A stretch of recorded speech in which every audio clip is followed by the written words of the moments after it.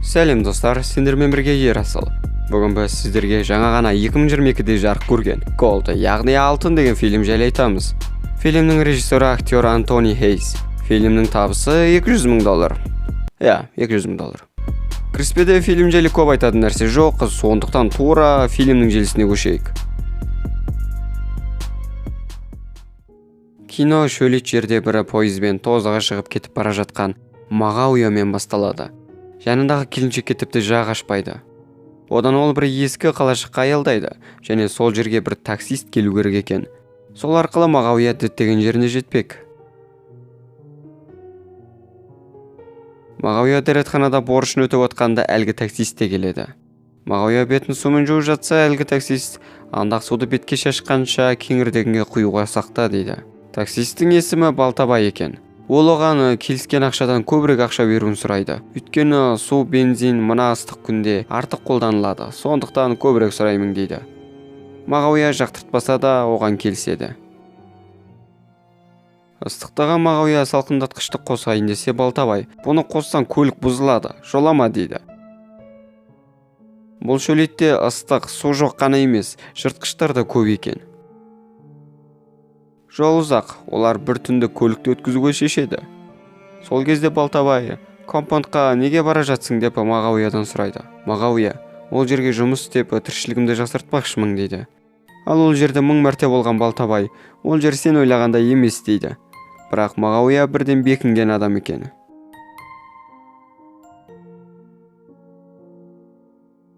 Таңда атып Балтабай сәл көз ілгенше Мағауия рөлді ұстайды. Бірақ ол қатты ыстықтап әлгі Балтабайдың қоспа деген салқындатқышын қосады. Дәл Балтабай айтқандай көлік сол жерде бұзылады. Әрине Балтабай қатты ашуланады. Айыпты болған Мағауия дәрет сындырып жүріп, бір түрлі тасты байқайды. Жақсылап қараса арасынан бір алтын тәріздес бірдеме жылтылдайды.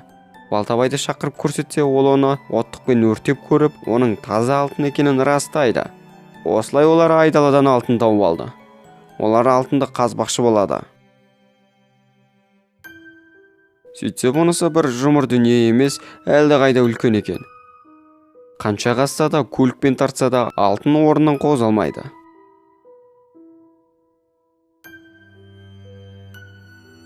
Кеште таяп кеткендіктен екеуі айналадағы ағаштарды жинап, жыртқыштардан қорғану үшін алау жағады. Арасында енді шіріген бай боламыз деп екеуі ессіз қуанып алады.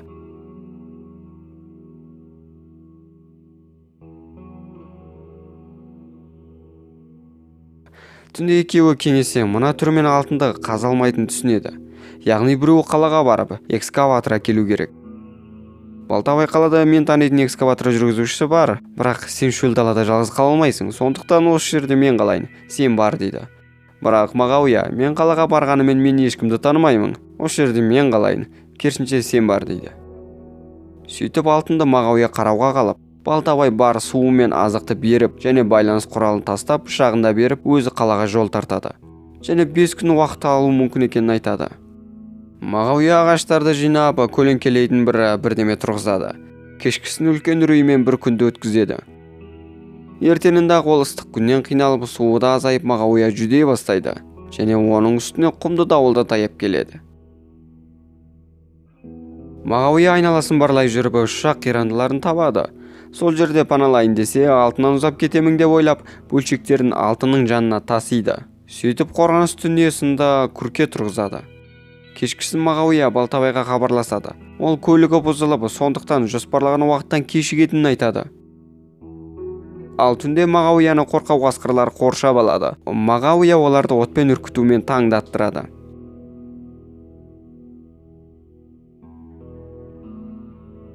Таңертең аздаған суын ішіп отырса, көзіне жылан көрінеді. Аштан зорыққан ол оны өлтірмек болады.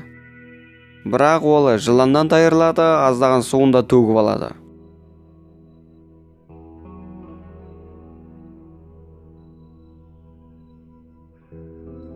Түсте әлгі қирандыға келеді.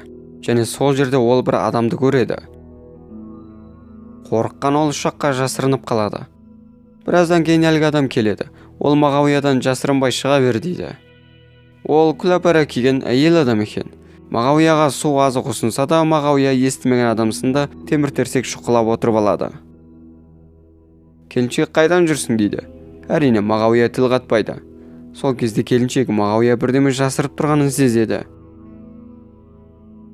Келіншек Мағауияның артынан қалмай ілесіп алады. Мағауия ашуланып келіншекке жоғал дейді. Сол кезде келіншек оның ұшақ қалдықтарымен тұрғызған күркесін бұза бастайды.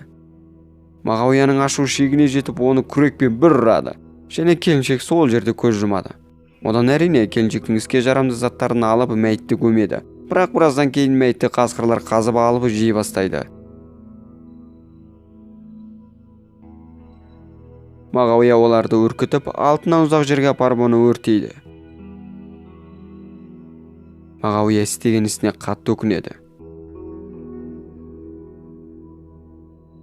Ертеңінде Балтабай хабарласып экскаватормен бара жатқанын айтады, және аз уақытта жетемін, шыда дейді. Сол кезде Мағауия сол маңнан кетіп бара жатқан жүк көлігін байқайды.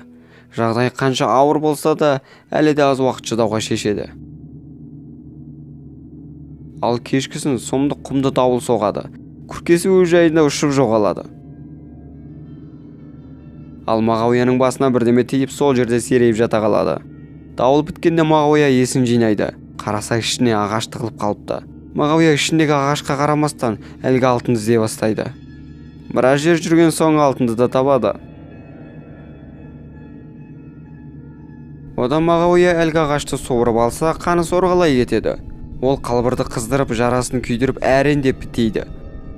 Әлдермені қалмаған ол тағы талып қалады.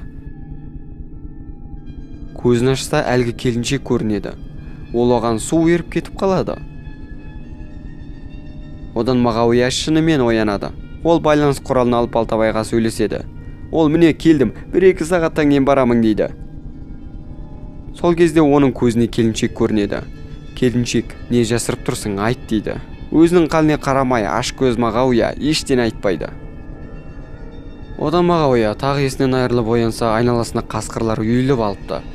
Өлерде қорыққан ол Балтабайға хабарласып, тез келші деп жылайды. Балтабай, келіп те қойдым дейді. Және қасқырлар Мағауияны талай бастайды.